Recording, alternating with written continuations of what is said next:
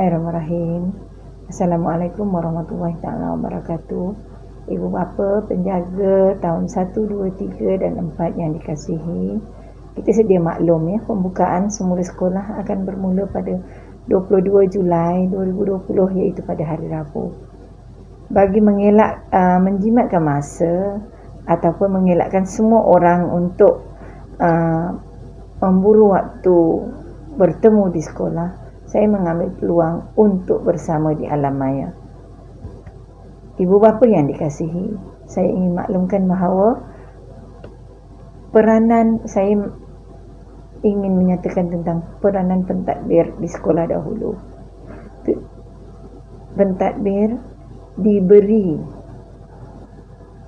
tanggungjawab untuk memberi penerangan kepada ibu bapa dan penjaga tentang norma baharu yang perlu dipatuhi, iaitu gambaran awal tentang perubahan yang perlu dilalui. Tiada kejutan supaya anak-anak bersedia untuk meneruskan pembelajaran. Kami juga perlu memastikan kemudahan pengimbas suhu, buku catatan, tempat pencuci tangan serta sabun, laluan sehala, penjarakan sosial di kawasan laluan, kelas, bilik khas dan kantin disediakan.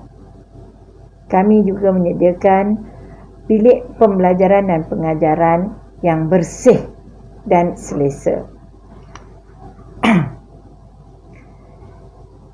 Memastikan fokus utama pembersihan pada permukaan yang sentiasa disentuh pada ketinggian dan boleh dicapai dengan tangan seperti tombol pintu, suis lampu, kepala paip, pengepam tandas, pelapik duduk tandas dan susur tangan bagi murid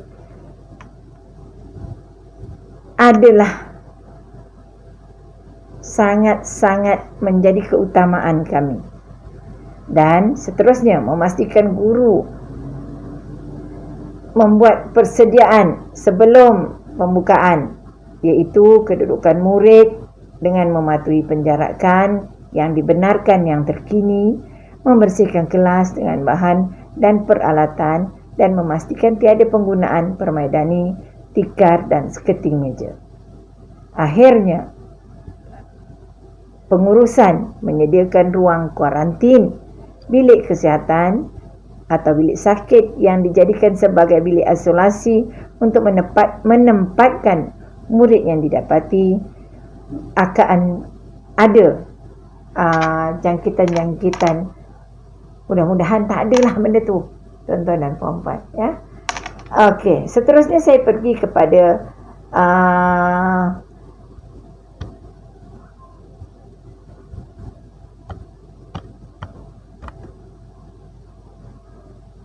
penggunaan tandas. Penggunaan tandas bergantung kepada bilangan pintu tandas yang dibenarkan. Kita sudah mula dengan tahun 5 dan tahun 6. Didapati penggunaan tandas dengan cara yang disediakan sekarang tidak menjadi masalah. Kami menggunakan sistem kad.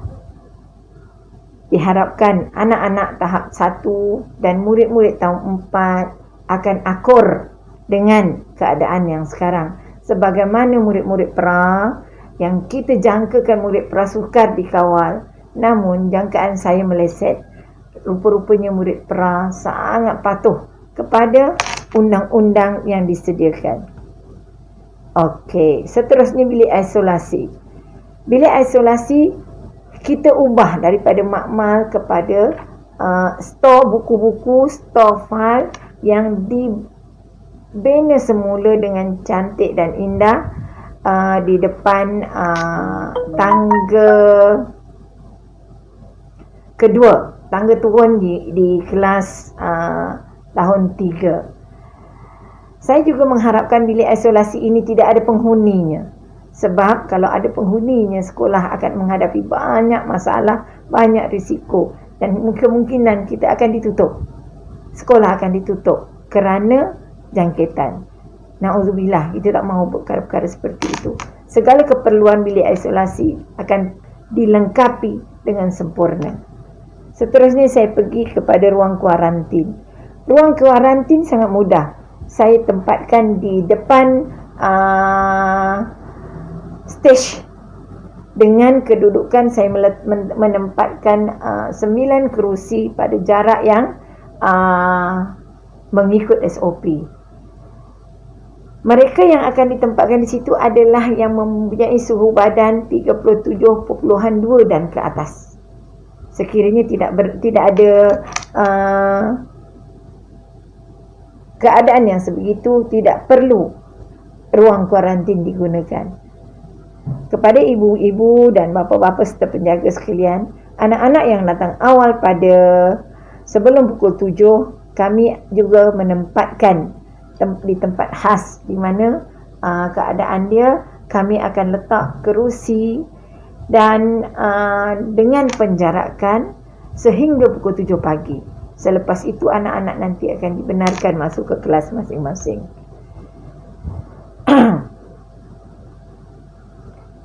Pelaksanaan pengoperasian sekolah untuk ibu bapa.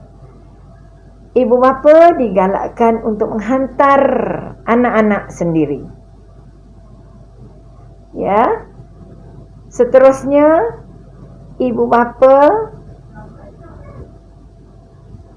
perlu mengetahui pembelajaran bermula di awal 7.40 pagi dan balik selepas 1 tengah hari.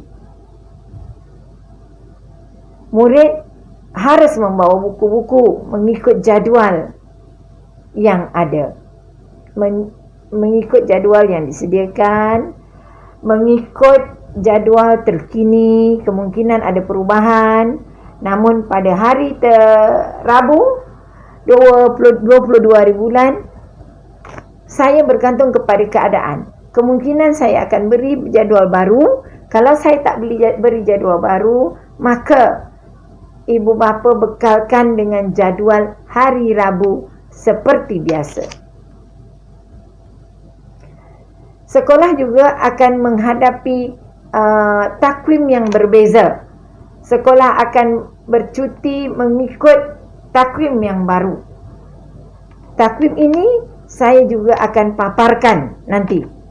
Ya, ibu bapa yang sudah sebagai seorang kaki tangan awam, saya rasa mesti sudah tahu bagaimana, di mana dan keadaan kita apa. Yang nyatanya cuti kita tidak sama dan persekolahan akan berakhir pada pertengahan Disember. Ya, selalunya pertengahan November, kali ini pertengahan Disember. Okey. Saya pergi kepada kantin pula. SOP kantin, rayuan daripada pengusaha kantin, ibu bapa perlu menyediakan bekas makanan kosong untuk dibawa di kantin, di mana pengusaha kantin akan meletakkan makanan yang dibeli di dalam bekas yang anak tuan-tuan bawa, kemudian baru dibawa ke kelas. Ini memudahkan semua orang. Sebab ini adalah untuk mengelakkan penggunaan polistiren, untuk mengelakkan sampah dan untuk memberi keyakinan kepada anak-anak tanggungjawab jaga barang-barang masing-masing. Dan basuh tu kita kira basuh di rumah, tuan-tuan dan puan-puan ya. Sarapan pagi boleh dibeli di kantin juga dengan keadaan yang lebih kurang sama. Pengusaha kantin tidak akan menghantar ke kelas sebabnya rasa-rasanya lebih mudah kalau anak-anak pergi ke kantin membeli barang makan di kantin. Dan tidak ada penetapan menu, namun adalah digalakkan ibu bapa memberi bekal makanan yang dimasak sendiri di rumah. Saya ulang, yang dimasak sendiri di rumah. Saya tidak bertanggung jawab kepada keselamatan makanan yang tuan-tuan dan puan-puan bekalkan melalui beli di tepi jalan, beli di pasar, beli di kedai lain, selain daripada tuan-tuan dan puan-puan masak, selain daripada tuan-tuan dan puan-puan beli di kantin. Jadi itu tanggungjawab tuan-tuan dan puan-puan dia untuk membawa dan memberi bekal makanan kepada anak-anak. Okey. Saya ingin menyatakan tentang tata cara sarapan ataupun pada waktu rehat. Sebelum makan, sanitasi meja, anak-anak akan lap sendiri. Macam tu juga dengan selepas makan. Cuci tangan ada disediakan. Makan minum di kelas meja masing-masing, dalam kelas masing-masing.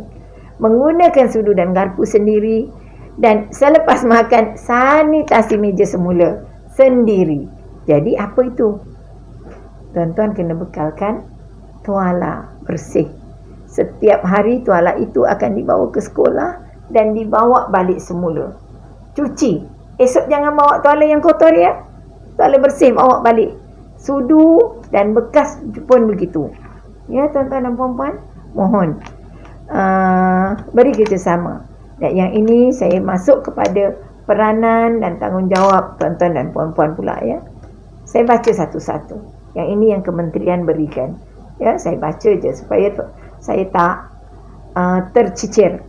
Nombor 1, memastikan anak berada dalam keadaan sihat sebelum hadir ke sekolah.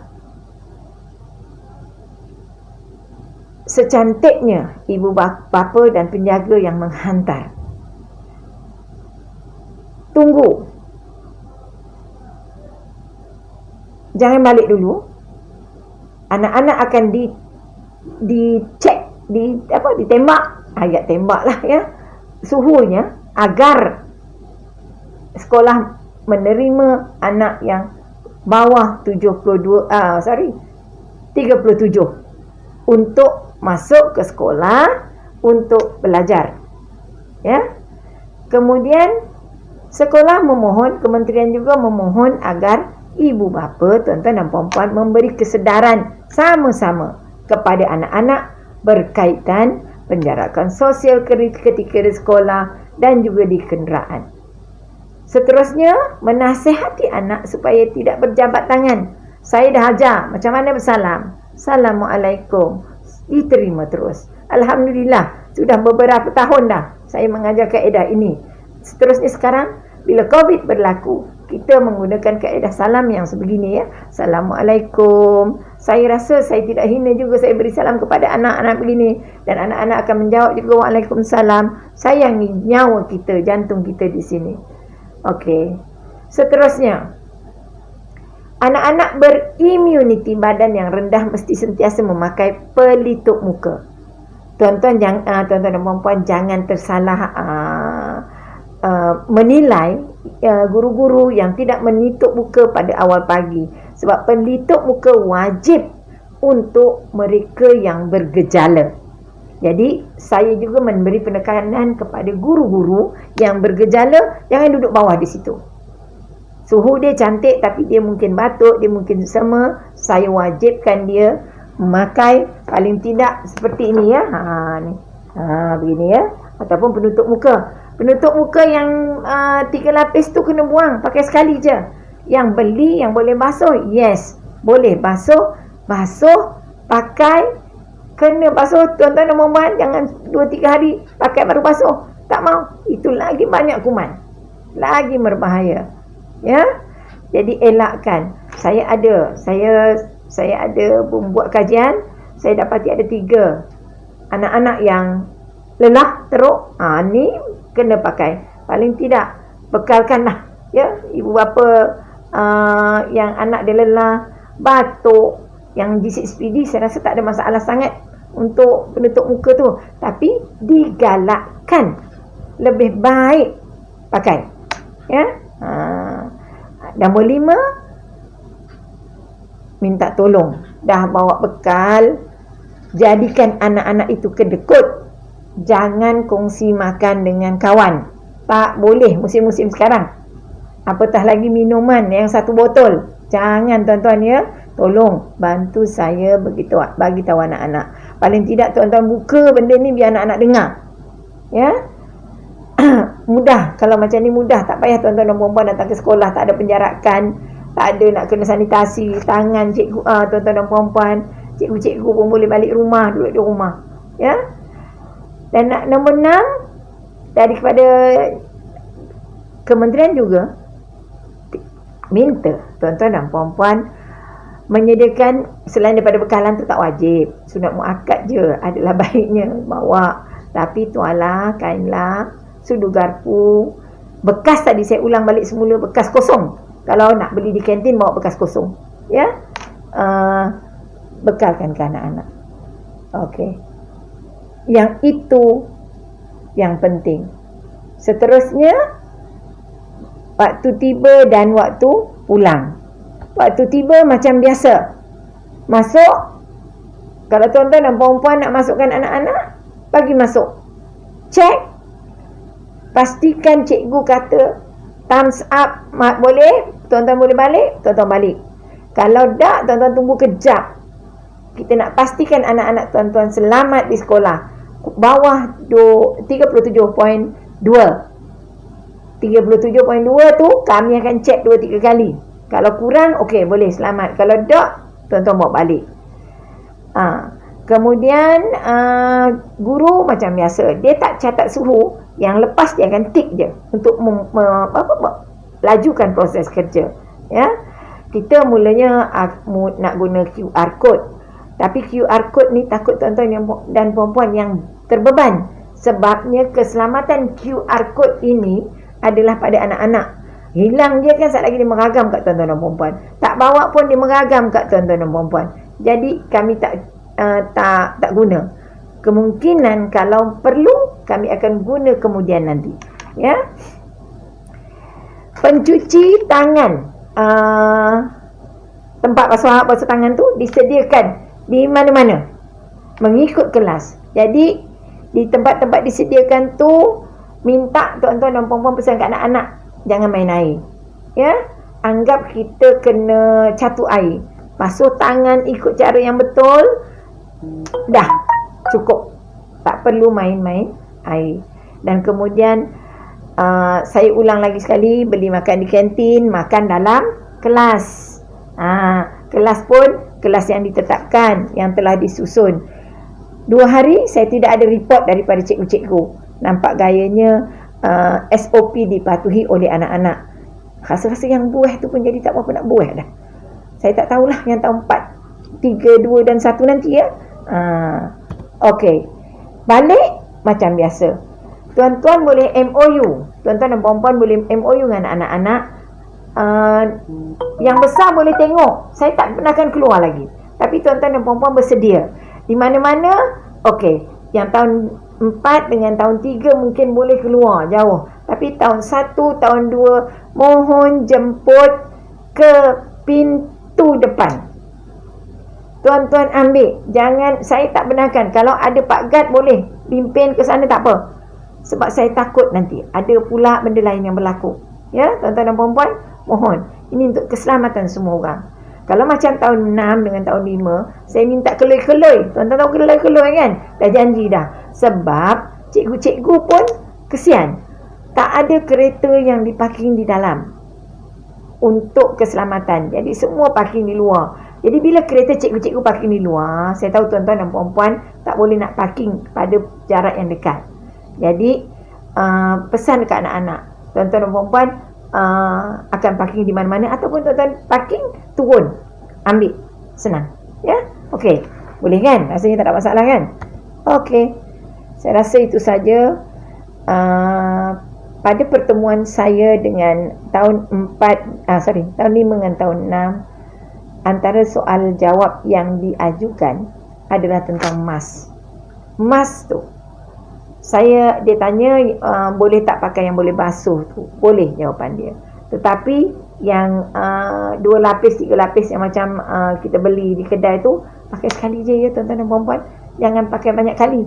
Saya tak ada contoh. Saya kalau cikgu, saya minta dia mau pakai ni je. Ni, nampak tuan-tuan dan puan-puan, saya pun boleh pakai macam ni. Tapi rupanya panas ni tuan-tuan dan puan-puan. Saya ingatkan okey, kesian doktor-doktor tu dah. Ataupun yang mulut tu. Yang mulut tu. Jadi tak apa, kita boleh pakai lah mana pun, ikut keperluan. Ya. Soalan yang kedua, balik pukul berapa? Balik macam biasa jawapan dia. Dan soalan seterusnya, ada apa tak lagi? Tentang RMT. RMT disediakan. Makan waktu rehat. Ya. Air bukan air Milo, tetapi air mineral. Itu 3 soalan yang diajukan kepada saya. Saya harap sekiranya tuan-tuan dan puan-puan mendengar perkara ini, tuan-tuan boleh bertanya kepada saya secara personal. Ya, saya akan jawab. Kalau ianya memerlukan jawapan yang boleh dibuka di dalam grup, saya akan jawapan itu saya akan bagi dalam grup. Saya akan jawab di personal, begitu juga saya akan jawab di grup. Ya, saya rasa itu saja pesanan dari kami di sekolah.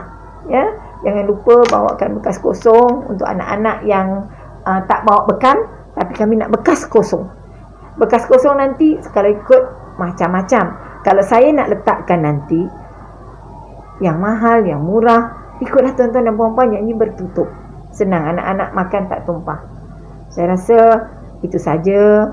Wabillahi taufiq wa hidayah. Assalamualaikum warahmatullahi wabarakatuh. Terima kasih.